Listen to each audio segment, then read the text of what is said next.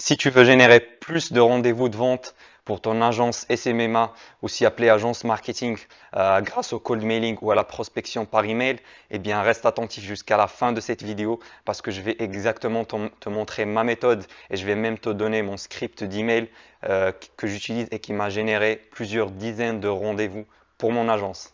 Allons-y.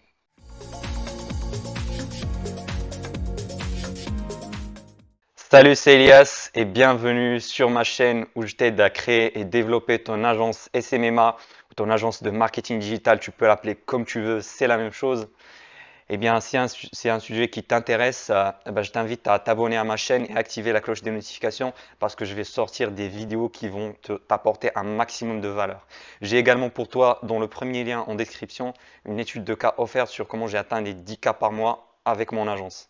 Alors déjà, avant de commencer à démarcher des entreprises par email, il faut déjà d'abord s'assurer de la première chose qui est d'avoir une adresse mail professionnelle, c'est-à-dire une adresse mail avec nom de ton entreprise, ton agence.com ou .fr. Il faut jamais utiliser le @gmail.com ou Outlook ou des adresses mail qui sont pas professionnelles. Pourquoi? Parce que tout simplement, ton prospect ne va jamais répondre à des emails amateurs comme ça. Il faut bien s'assurer d'avoir une adresse mail pro, comme par exemple chez Google, je crois que c'est 5 euros par mois. Sinon, tu peux trouver moins cher chez Yonos ou OVH. Ça coûte dans les 1 euro par mois ou 12 euros par an. Donc, c'est très important d'avoir une adresse mail pro avant de commencer à prospecter. Tu peux le mettre, moi je le mets surtout avec le nom de domaine de mon agence, donc le nom de domaine.com ou .fr, donc je te conseille vivement de le faire toi aussi. La deuxième chose, c'est qu'il faut toujours personnaliser ses emails. Ça sert à rien d'envoyer un email, un template d'email copier-coller à toutes les entreprises ou bien envoyer des emails de masse en masse comme ça à tout le monde. Ça ne marche plus en 2022, en 2023 et même dans le futur, ça ne marche plus. Il faut toujours avoir une approche plutôt de sniper plutôt que envoyer en masse. C'est-à-dire déjà de bien qualifier ton prospect avant de le rajouter à ta liste. Il faut bien faire une analyse de ses réseaux sociaux, de son site web, voilà, de sa stratégie digitale actuelle avant de le rajouter sur ta liste. Et puis il faut surtout personnaliser ton message. Là, par exemple, je vais te donner un script, mais je te conseille vraiment de ne pas le prendre à la lettre, copier-coller. Je ne sais pas combien de personnes vont regarder cette vidéo sur YouTube, mais si tout le monde la regarde et font le même email et l'envoient à toutes les entreprises, eh bien là, ce script-là, il va beaucoup moins marcher parce que normalement, voilà, la personne elle va se poser des questions. Voilà, je suis démarché par plusieurs agences et qui m'envoient le même email. Donc voilà, ça va beaucoup moins marcher. C'est pour ça que je te conseille toujours de personnaliser et à apporter ta touche sur cet email-là. Voilà, donc de rajouter des éléments que tu trouves pertinents toi-même dans ton agence. Donc voilà, le mot d'ordre, c'est de se démarquer des autres. Il ne faut pas faire comme tout le monde, parce que si tu fais comme tout le monde, tu auras les résultats comme tout le monde. Il faut toujours penser différemment. Comme ça, voilà, ça va marquer ton prospect. Il va se dire que cette agence-là, c'est ce qu'elle fait. C'est pas comme toutes les autres qui l'ont démarché avant. Et pourquoi je t'avais dit qu'il faut vraiment bien qualifier ton prospect? Eh bien parce que ça va jouer aussi sur ton message, sur l'email. Par exemple, on va pas aborder de la même manière une société qui n'a même pas de page Facebook, qui a à peine un site web qui date de 2009, voilà, qui n'a même pas de réseaux sociaux, pas d'Instagram, pas de Twitter ni rien. De la même manière qu'une société qui a déjà en place, voilà, une campagne sur Facebook, des campagnes sur Instagram, des campagnes voilà, sur Google AdWords, avec un branding bien prononcé, avec un site web voilà, interactif, voilà, avec un bon design et qui convertit bien. Voilà, c'est pas la même cible, donc on va pas leur parler de la même manière. Pour les premiers, par exemple, on va leur parler voilà, de l'importance des réseaux sociaux pour le futur de leur entreprise, voilà, pour son développement, etc. Mais on va pas trop rentrer dans les détails. Alors que dans le deuxième cas, c'est un prospect qui est déjà plus confirmé, qui a déjà plus de connaissances. Donc dans ce cas-là, on va changer le message. Comme ça, il va beaucoup mieux parler à lui avec précision dans son entreprise. Et la dernière chose, avant de te montrer sur mon écran, c'est s'il te plaît, il faut toujours démarcher le maximum d'entreprises possible. C'est tout simplement, si tu n'as pas de clients maintenant, au moment actuel, c'est tout simplement parce que tu n'en as pas démarché assez. Voilà, si tu démarches voilà, 10 prospects par jour, tu n'auras pas les mêmes résultats que quelqu'un qui démarche 20, qui démarche 30, bien sûr en gardant la même qualité.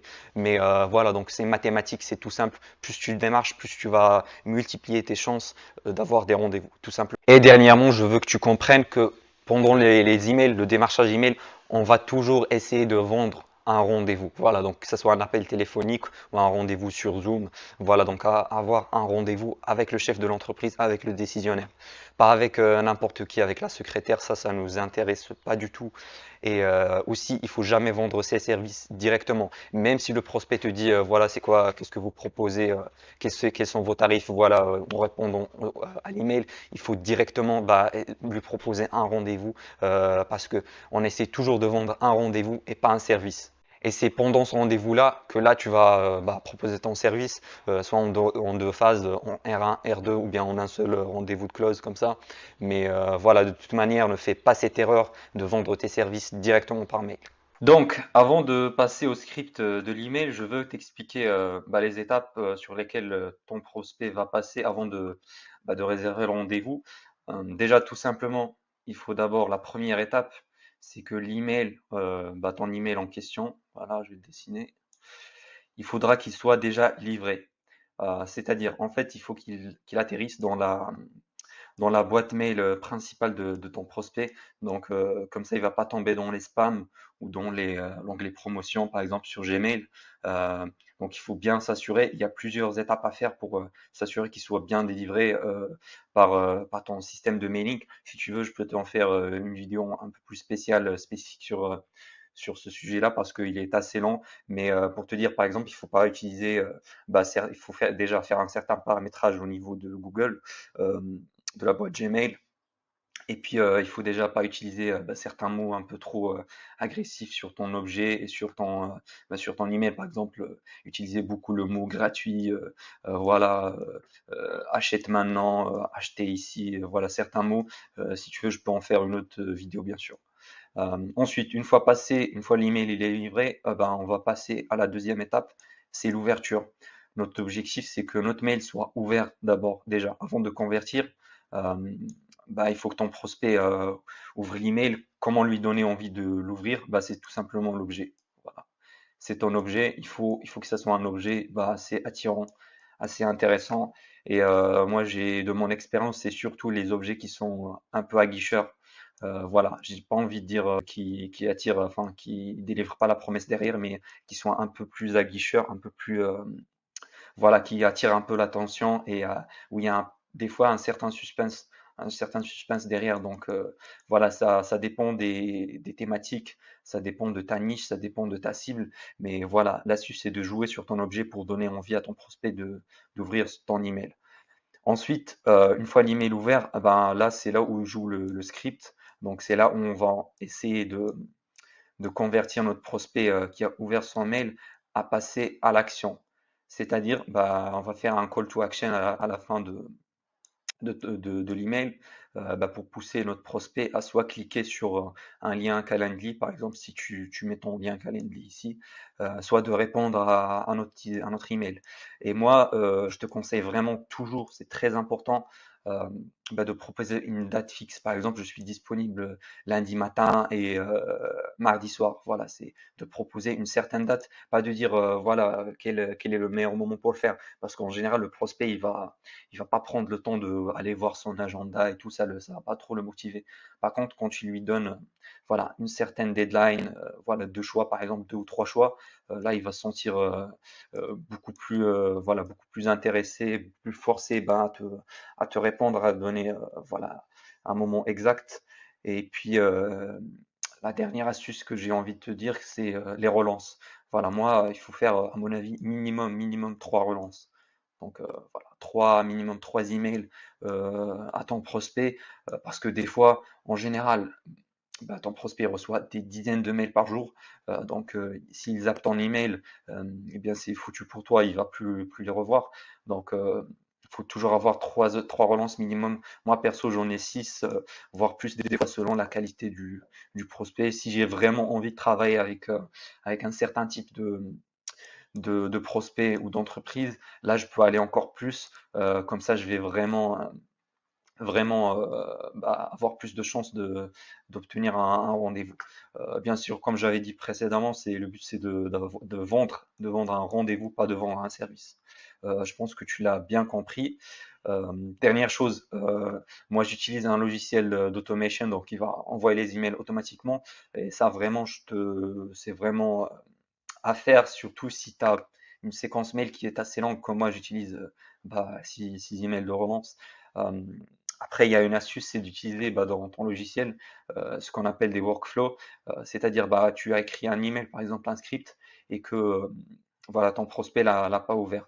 Eh bien, en fait, avec le workflow, euh, on va renvoyer l'email avec un objet différent. Voilà, donc avec un objet, par exemple un objet de. Tu vas m'excuser, l'écriture, c'est très compliqué avec ce logiciel-là. Voilà, donc ça va envoyer automatiquement un email avec un objet 1. Et voilà, si le prospect il ouvre, c'est bon, ça va s'arrêter ici. S'il ouvre pas, on va réenvoyer le même mail. Voilà, donc le même mail parce que il l'a pas lu. Donc au bout de 3 jours, on va renvoyer voilà, le même mail mais avec un objet différent. Voilà. Comme ça, on va tester, on va dire, plusieurs objets et voir ce qui marche le mieux. Voilà, ça peut aller jusqu'à objet 3, objet 4, voilà, à toi de voir.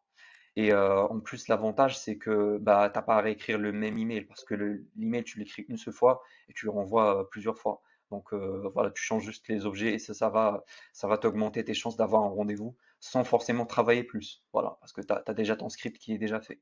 Alors, passons au script voilà, de l'email que j'utilise moi. Et puis, voilà, ça va te donner une idée, toi aussi, que tu peux développer. Alors, déjà, on va commencer avec un hey ou bonjour. Et puis, le premier, enfin, le prénom, first name. Alors, je vais t'écrire ici prénom, ça va être plus simple. Voilà, le prénom. Pourquoi j'utilise en fait, ça va dépendre de la tonalité que tu veux donner à ton email après. Est-ce que ça va être un ton plus amical ou bien ça va être un ton plutôt formel? Ça dépend de ta cible. Si tu es vraiment débutant, je te conseille toujours de garder le bonjour. Comme ça va pas faire de mauvaises surprises de la part de ton prospect. Mais voilà, ça dépend aussi de ta cible. Si ta cible c'est des chefs d'entreprise qui ont plus de 40 ans, voilà, 50 ans, 60 ans. Là, dans ce cas-là, bien sûr, tu vas rester plus formel. Tu vas utiliser le bonjour, voilà, etc. Si c'est plus dans un milieu de start-up, voilà, ou des e-commerçants qui sont voilà, des plus jeunes, qui ont un peu moins, enfin la trentaine ou même moins, là, moi, je te conseille vraiment d'utiliser un ton plus amical. euh, Comme ça, déjà, tu vas te démarquer des autres parce que c'est rare de voir quelqu'un qui te parle comme ça, comme un pote que tu connais. Voilà, ça attire toujours l'attention et voilà, tu vas te démarquer des autres. Donc, on va commencer par j'aime beaucoup la mission de votre marque. Là, j'ai mis marque, mais tu peux mettre voilà, votre société, votre entreprise, euh, peu importe votre boutique. Donc, ça dépendra de ta niche, encore une fois. Et voilà, tu vas mettre le nom de sa marque ou de sa société. Et j'ai vu que vous êtes en concurrence avec. Et là, tu vas mettre un concurrent direct, le plus gros, qui est en face. Pourquoi?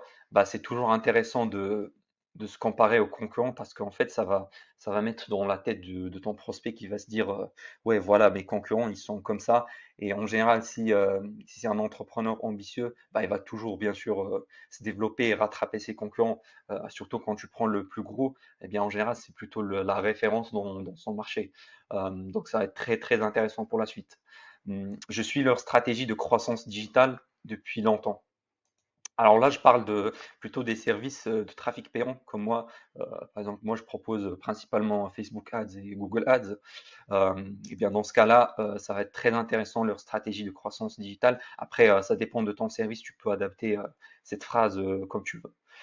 Et j'ai découvert comment ils sont passés de et là, tu vas mettre le résultat avant-après de leur croissance. Voilà, par exemple, quand on dit une stratégie digitale, ça peut être grâce à de nouvelles campagnes publicitaires qu'ils ont lancées.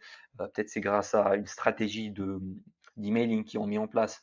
Ça peut être grâce aux nouveaux programmes qu'ils postent sur leurs réseaux sociaux, à leurs nouveaux posts sur Instagram, etc.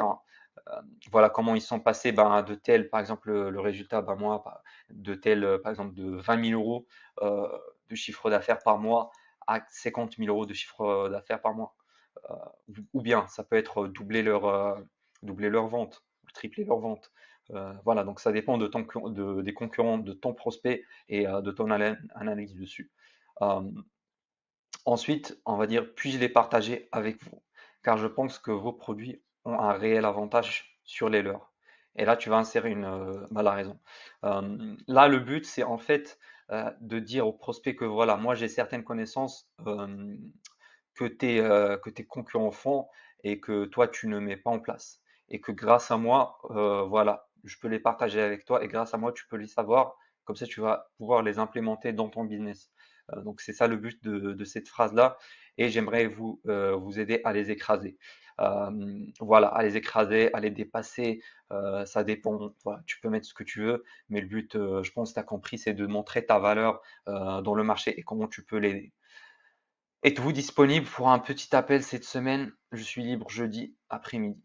Voilà, tu peux faire comme ça ou bien jeudi après-midi et voilà, vendredi matin, par exemple. Voilà, tu donnes deux propositions voilà, de créneaux de disponibilité, comme ça va pouvoir répondre. Donc à la fin, on fait toujours un call to action. Euh, Tu peux même dire, voilà, êtes-vous disponible? Vous pouvez réserver un appel avec moi sur le lien là. Et voilà, tu mets un lien Calendly, comme ça il va pouvoir réserver ou booker un appel stratégique avec toi. Moi personnellement, je garde juste une question à la fin comme ça j'aurai une réponse de la part du prospect. Donc c'est très très important d'avoir toujours un call to action à la fin. On arrive à la fin de cette vidéo, j'espère que tu l'as bien apprécié. Tu peux me laisser un petit pouce bleu si t'as bien aimé ce contenu-là et n'oublie pas de prendre ton cadeau offert, premier lien dans la description. Et je te dis au revoir.